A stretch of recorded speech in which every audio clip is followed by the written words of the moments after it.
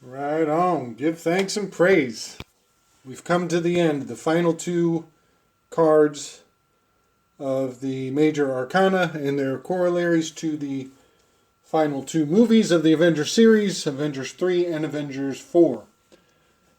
The Infinity Wars, Avengers 3, is the arrival of Thanos and his efforts to eliminate 50% of the cosmic population at the snap of a finger.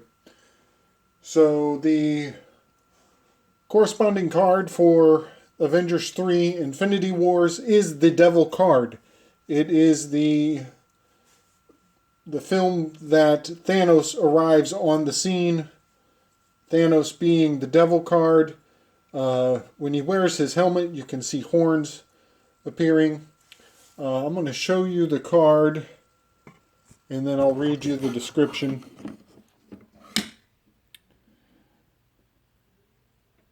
That is the Devil card.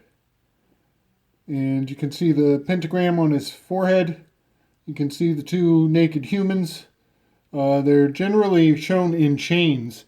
And in some tarot decks, the chains are oversized for their limbs. And it depicts the fact that all they need to do to escape from the bondage is just step away. So that tarot card falls into the Capricorn sign of the zodiac. Again, the goat. And I'll read the description for you, and we'll find some very clear correspondences. There we go. So, the card of the devil. It's the 15th card of the tarot deck. Associated with Capricorn, the goat.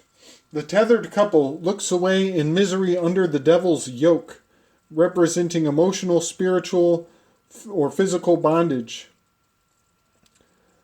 Attachments or relationships based on material gain. These chains can be broken with willpower, can also relate to deviant sexual tendencies or cults. And I have quite a few thoughts on that. This will be kind of a tricky one to keep concise. But here we have a depiction of the film poster, the movie poster for Infinity Wars. And you can see Thanos dominating above, looming much like the devil in the tarot card, and everybody underneath him kind of has that flaming sphere there, the archway, and that is also, you see the moon in the background, so that indicates that we are in the underworld, in the lower half of the zodiac, the winter portion. Again, as we mentioned before, the moon pillar. So the 15th card is the devil card. The tethered couple. It has a lot of correlations in the movie. When the people disappear, a lot of people, they lose their loved ones, and they're trapped in their grief. Also, Gamora is Thanos' daughter, and she has a sister who Thanos is controlling them with emotional tethers, and eventually he constricts her sister and tortures the sister to get Gamora to give up information. So half of the souls disappear, and that is kind of represented in the duality of male and female down there. It's one half of humanity. You lose, you burn up all the men in a civilization, and the women got to deal without, or vice versa. So he has 5 infinity stones in his gauntlet of power, and you can see the pentagram on his head. Thanos is obsessed. He's driven by gaining those 5 stones of power. And the gauntlet that he gains goes in on his left hand. He wears it on his left hand. And that spoon is on the left hand of the devil card. Is the implement that he's using to create misery and disappear half of humanity. Much like the gauntlet. One other observation, those 5 stones, I'll just go there now. I believe that, well, no, I'll save it for later. I'm going to move on to the next card. Endgame, Avengers number 4, the final movie in the entire series, is the World card. And I'll move in real quick so you can see the World card. That is the World card. Card number 21. And I guess I'll bring this up. So, Thanos occurs, the Devil card occurs here at the winter solstice, at the dividing line of the winter. The Devil card begins that lift up and around that archway, and the end of the story ends at the top, right before the summer solstice. So we have opposites in play in the dynamics of the entire zodiac, and I'll just go there right now. That's the 15th card. 1 plus 5 is 6. The completion of that cycle is the 21st card. 2 plus 1 is 3. There's our 3, and there's our 6. 36, the number of the circle, full circle. And you'll notice in the description it mentions things coming to full circle with the World card. So, description of the World card is as follows. A robed figure commands the elements and forces of the universe.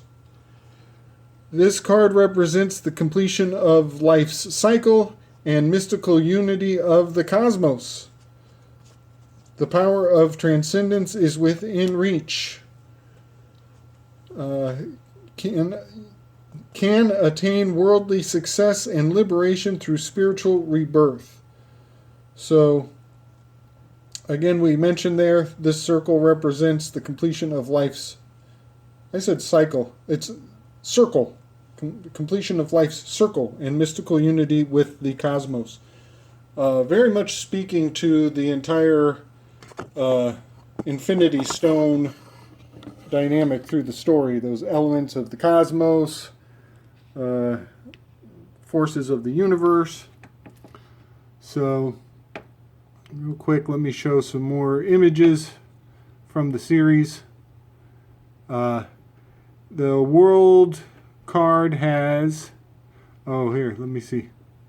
So here's Thanos. I believe this is actually the Infinity Wars, but you see the moon behind him.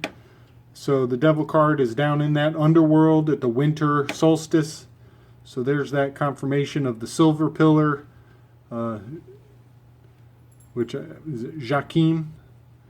And let me show you the robed figure from the World card. Here's our robed figure holding the forces of the elements of the universe. This is the Red Skull character from the planet Vormir, where a sacrifice of something you love is required in order to attain the forces of the universe. And just, they really love to put those towers behind these characters, frame them with, the pillars of Solomon's Temple, the Twin Towers, there's actually a third tower in there, Building 7. All of that is very subtly placed into these images. And I'll show you again the robed figure. Definitely not a red skull, but it is called the robed figure. And we have those, the four corners are occupied by totem animals and a very simple man there. And this is Avengers 4, the end game. So, one thing about the completion of the life cycle that is part of the description of this card is we know that Tony Stark dies.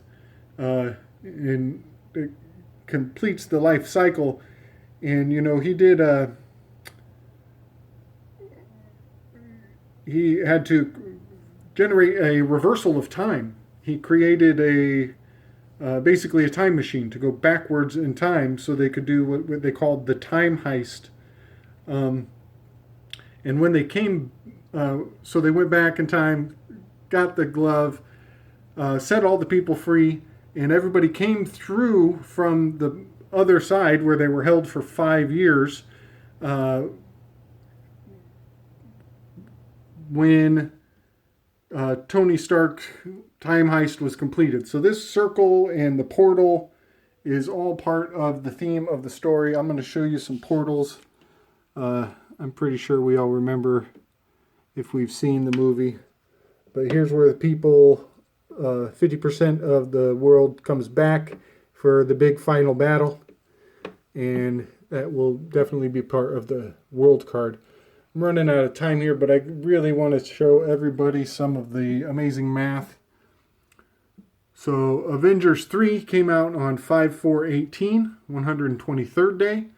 Avengers 4 came out 364 days later on 5/3/19. You can see some interesting inversions, the 3 and the 3, the 4 and the 4. It's kind of a weaving of numbers going on there. And they had to go backwards in time to solve the problem. So the fact that it happened one day before the movie that happened before kind of has its own time heist implications in that fact. Also, we ended on a 22 master number. 23 is DNA, by the way. So, you know, take that for what it's worth. Over here we have some really interesting math. I'm really showing my hand here on how much research I ended up digging in on. But I added up all the days of the year that all the movies fell on. So I took all of these 123rd day, 120